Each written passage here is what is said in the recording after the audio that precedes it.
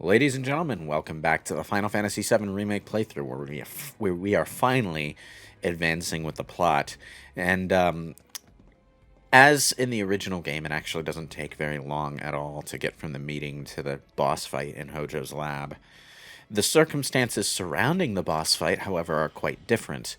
And instead of being caught by the Turks this time, like a bunch of suckers, the circumstances surrounding Cloud and the gang being stuck in Shinra Tower during the events where Sephiroth makes his grand return and murders the president are quite different. Well, it figures that Shinra would have those crappy new vending machines that painstakingly move each bottle off so that you don't occasionally get a double. Frickin' rip-off vending machines. Well, Japan does know their vending machines. They have some pretty amazing stuff. And now at the very, very end of the game, I realize, you know what? I've got all this armor that I'm not going to use anymore. I might as well sell all of it because I'm low on money. And dear God, I got a lot of money out of this shit. I should have been selling it all along. So the first time I played Final Fantasy IV, I didn't know that you could sell armor until the very end of the game. And so when I realized that, I think I had so much money that I didn't have to worry about it for, I think, until the very, very, very end. Did you just put it all in the fat chocobo? No, You carried all I kind of of it. miss the thing that I kind of miss the thing that a lot of BioWare games will do, though, where you can go through your inventory at any time and just mark anything you don't want to keep as junk. And then when you get to a vendor, you can just hit one button and sell all the items you have marked as junk at once. And it just streamlines the whole process. I like how you can still do a vending machine. Thankfully, they are adding that function into Mass Effect 1 in the remaster that's coming out this Friday. So, you got. By the time this goes up, it's already out. Do you guys what? Oh yeah, by the time this Remaster. goes up, it'll be already out. Yeah. So now you know when this was recorded. But like, do you guys remember our Mass Effect 1 playthrough and the absolute hell that inventory management was in that game? Where I remember it for a different reason, but sure. Yeah, I was like, it kind of blends in with the moon stuff, the elevators, and I guess inventory management. Sure. I mean, I skipped most of the moon stuff, but okay. But like the inventory management, every item, like items didn't stack. And every item in your item list was a single item, and you had to scroll through them very, very slowly. And when you went into a shop to sell your stuff, you had to do it one at a time with that same horrible list. So, one of the changes to the remaster that I'm most excited for is the sheer quality of life improvement that is being able to mark items as junk, scroll through them faster, and sell them with one button press. Or convert them to Omnigel with one button press, whichever way you wanted to dispose of them. This situation didn't happen in the original game because you actually encountered Hojo as he was in the process of experimenting with Aerith. But that doesn't happen here. What happens here is that you meet Hojo on his way to the lab, which is a way things could have gone different in the original game, but they didn't because... Honestly, it felt like it should have went that way because in the original game, you're tailing Hojo for a couple of floors, and you can get like right up to this motherfucker. What happens with Hojo in the original game is that he just carelessly leaves all the doors behind him open. Yeah. So, I don't know what that says about him as a person, but I mean, it makes sense considering the stereotype of the absent-minded scientist type. who doesn't give a fuck? Yeah, I suppose. You'll get used to it. What is it that you want? Our friend, she's in your Okay. I like how he doesn't catch on to the fact that they're talking about Aerith until he specifies. Well. That case. But I like this sudden change he has when he realizes that you're friends with Aerith, because he was already thinking of doing something psychologically torturous. So why not just kill you horribly and show her the result? So he intentionally lets the monster from the original game out to attack you, rather than it just being released by accident as a result of Barrett shooting open Aerith's cage. But this turn of events also changes how Red 13 is introduced to the party. So Yeah. Aerith has to sort of step in and get things back on track. But this boss is pretty annoying, I'm gonna say. It's because he's huge and this arena is not very big. Yeah, it's hard to avoid the attacks this boss does, and it also has the ads that it did in the original game as well. Now, Which I don't think you should be bothering with, because I think they reproduce it. I think Yeah, they do respawn, from what I can so. tell, they respawn at the damage thresholds that the boss reaches, where he does a stupid cutscene thing. What you really want to do to take this boss down is cripple his left claw, though, because the left claw actually doesn't take much work to take out, and taking out the left claw, I think, has a significant impact on the main boss's stagger bar, too. Yes, it does. Ooh. Having said that, the mooks are all over the place, and they're pretty good for driving up your ATB bar if you want to get a particular character ready to do something and they're not close enough to the boss for that to be convenient, which is going to happen because this thing is pretty mobile. It's kind of like Cthulhu-y looking. Yeah, It's very Hojo. that is generally how Hojo'S creations tend to come out, like all mutant and Resident Evil-y. Yeah, Resident Evil is probably on the nose here. This is like a G-type experiment. Kind of, yeah. I mean, it's only its progeny that have the eyeball, but Yes, the obligatory video game giant eyeball. Listen, if boss monsters didn't want us to know what their weak point were, maybe they should be blind. I mean, the actual monster here has a sort of mind flayer face, though. Yeah, it's kind of a crustacean. Whatever it was originally was definitely a crustacean of some sort, because it's got a lot of aquatic tendrils.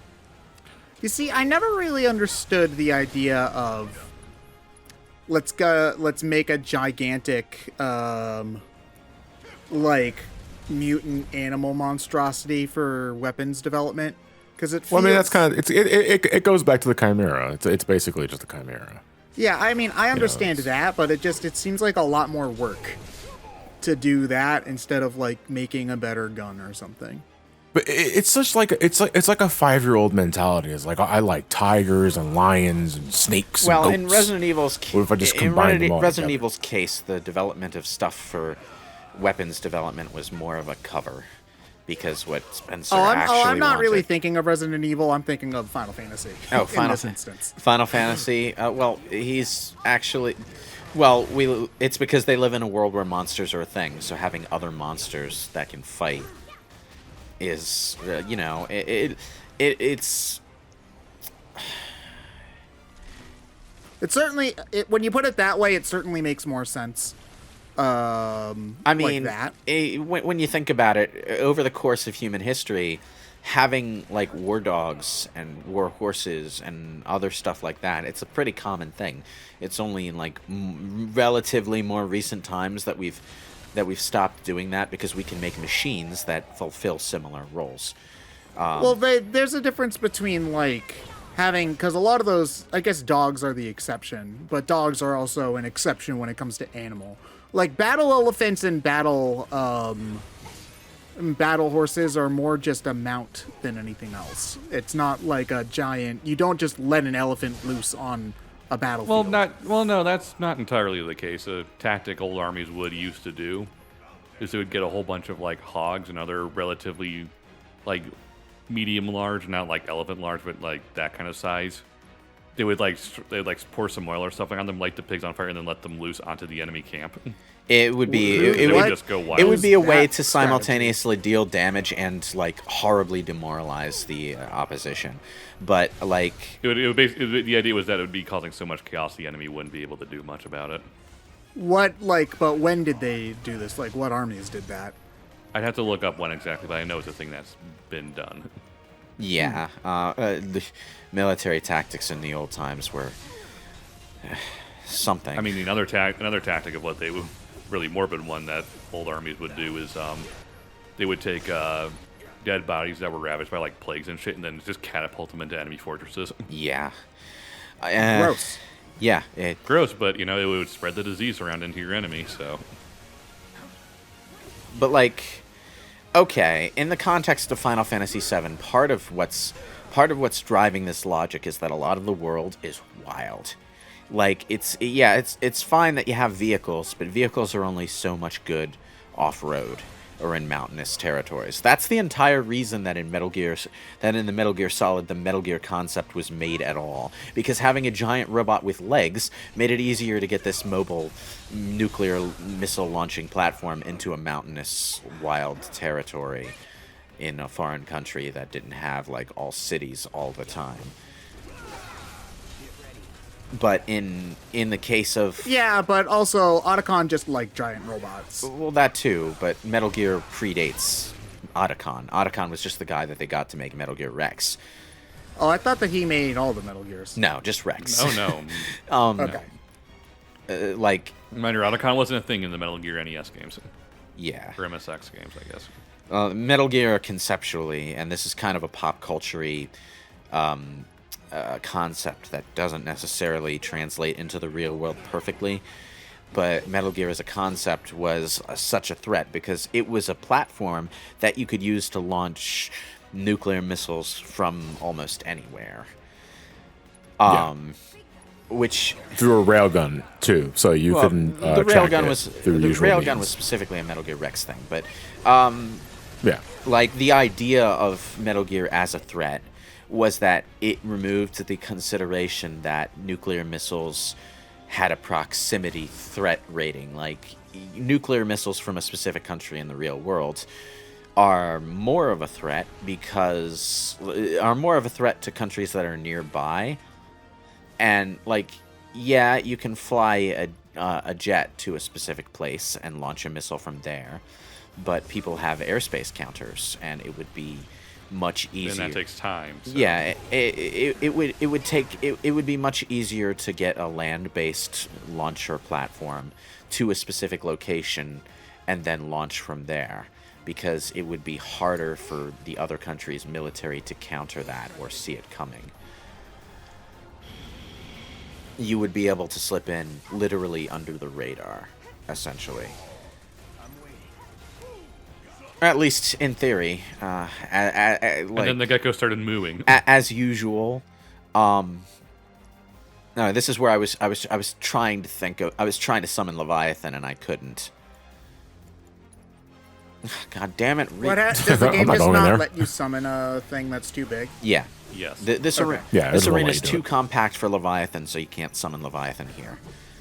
So the I option mean, is, I like the idea of having the giant serpent just barrel in and destroy the entire lab. That seems pretty efficient, you know. But I guess the fire demon works just about as well. place full of noxious And gas. Let someone the fire. This is god. an interesting thing that makes me think that we'll probably be able to keep most of our stuff at the start of part 2. But, like, it occurs to me that for all the options this game gives us, there are some conspicuously missing ones. Like, we have earth and water elements. There are ways to deal earth and water damage, I think. But we don't have the actual materia that let you cast those spells. We have air, but we don't have a summon that uses air. But we have a summon for water, but we don't have the water materia that would let you cast that line of spells. Well, there was no water magic in 7 though. No? Water or earth magic in Final Fantasy is always kind of weird because it's always like outside of the main 3. And air is just always kind of there so that the white mages can pretend to be helpful during fights. But you know, like the difference between like earth, wind, and fire magic. Yeah, did you see what I? Yes. Do you remember? Yeah. But like later, Yeah. later Final Fantasies did sort of condense the elements down to something that was easy to keep straight in your head. In Final Fantasy X, it was like fire, water, lightning, ice, and it was all just about rock, paper, scissoring with the direct opposites. Yeah, which has been a thing in Final Fantasy for a long time. And it's a anyway, thing so. in a lot of RPGs. Well, yeah, to the point but I- where I yeah. appreciate when a lot of games don't do it. But I mean, like they pared it down so that you wouldn't have to think too hard about which element to use in which situation. I mean, in Final Fantasy VII, we still had things like using the poison spell as an elemental attack. I mean, Like poison was itself an element, and it was something that you could apply to specific enemy types. But because there were so many different elements that you could attack with and defend against, it became a bit difficult to figure out which enemies used what and which enemies you should use what on.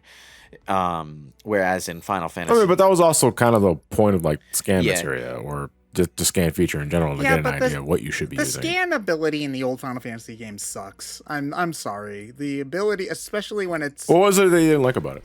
well, first off, this is just a me thing. This isn't necessarily the game's fault. I don't like having to scan something and then just remember it. Because I'm a spoiled baby who played Paper Mario, and you get that health bar on them forever. But also, it just goes by really quickly. yeah, it was especially egregious in 7, where the scan data would just appear in this window up top, like in the older games.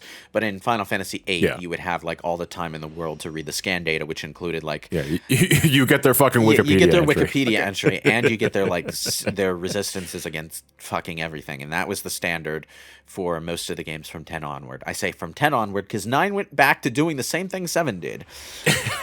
It's a callback. Yeah, but it's a bad callback. It's a Thank callback you. to something being bad. Yeah. Remember this I didn't thing say it that was good. sucked? Yeah. Can we not? Yeah. I do too. But from 10 onward, I think you got to keep like the basic data always visible after you scanned an enemy.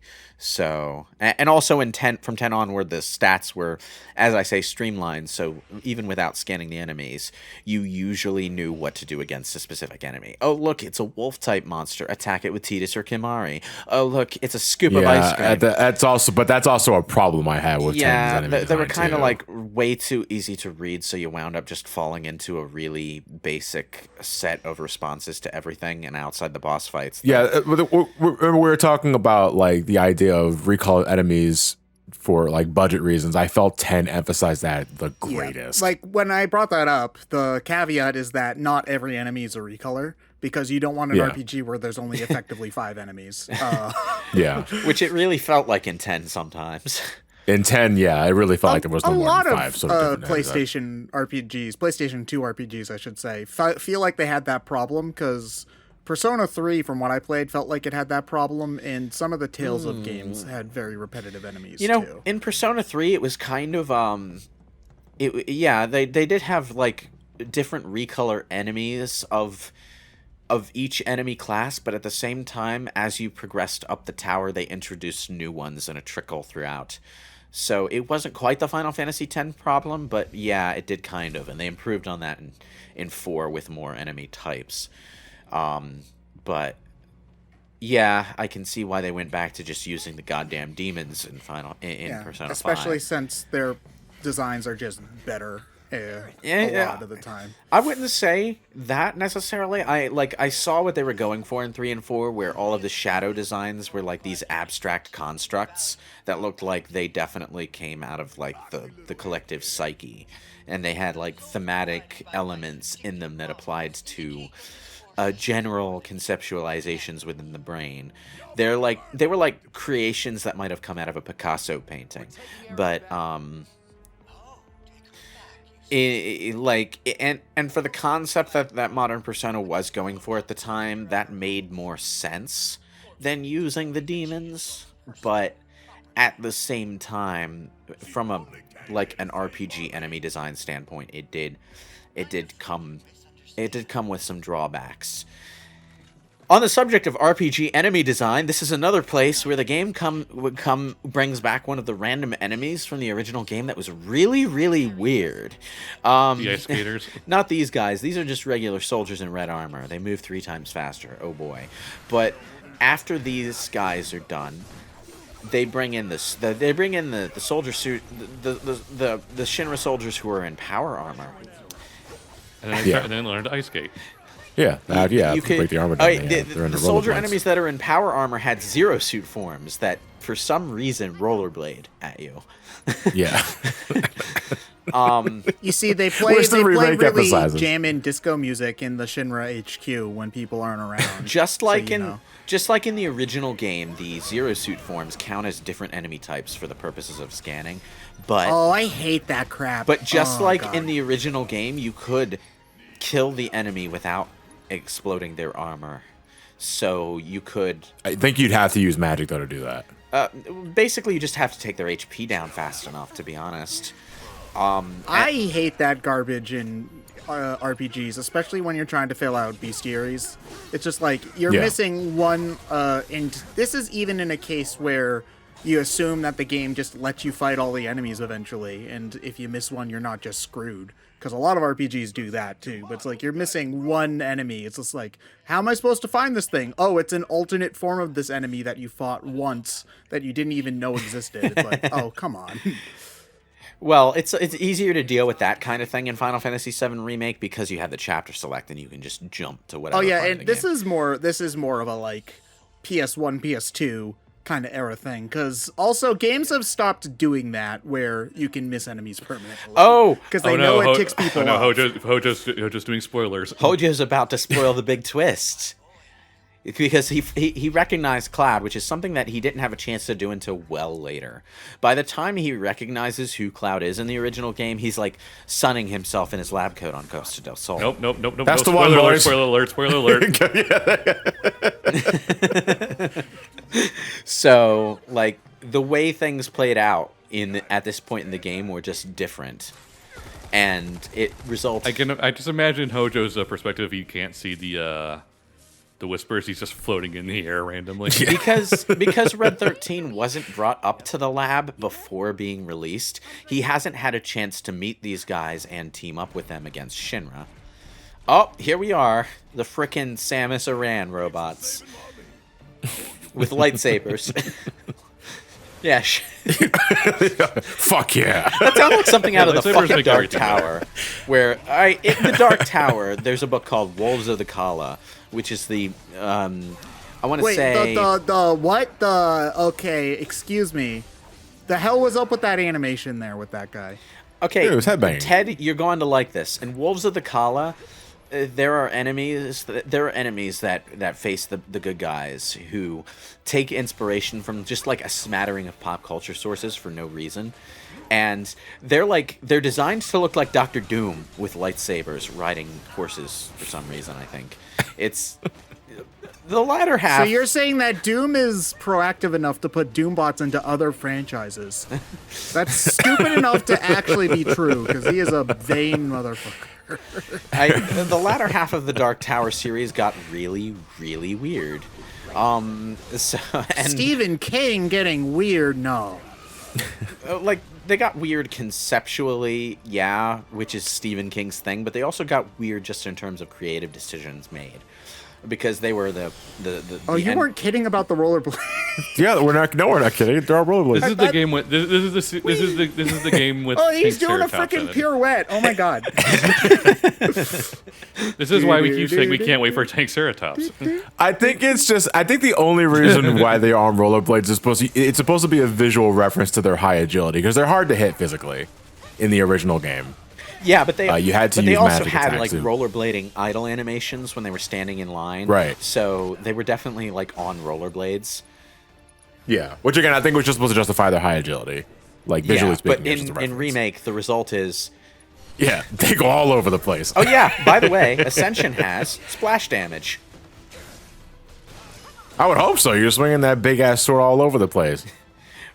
I didn't know that until it accidentally killed the shock trooper at the same time. But yeah, like God, you killed the Ice Ring champion. Like, you know, I expected Dolphin Flurry to have splash damage because it's like a cyclone, but Ascension has splash damage too, in spite of being an attack that might just target a single enemy. Hi, Red. Red 13 looks so good, and I wish we could play as him. He does. He's like, oh god, his animations, his fur texture work, his design, everything is just fucking perfect. I always thought it was kind of Red 13 was going to be an awkward part of this game even before it came out, because I was like, we all pretty much, I don't know if they ever said during previews how long the game was going to be, but since we knew it was going to be parts, I think everybody just sort of assumed it would end after this part. They said it was going to focus in on the Midgar section of the story. Yeah. So Yeah. Red 13 was always a weird, it was always something we expected to be weird because it comes in at the very end. But I like the way they handled it. Because Red 13's introduction gets to be the one character introduction in the story that's completely different than it was originally because of how things played out at this point in the game. He's one of the best characters of the game. Also, his remix is great. His dynamic with Barrett, especially, Because is even fantastic. the conversation plays out differently because like things are calmer at the point when Red 13 introduces himself. So one of the party members has an opportunity to remark, well, that's just a lab designation. You must have an actual name. And Red 13 gets all shy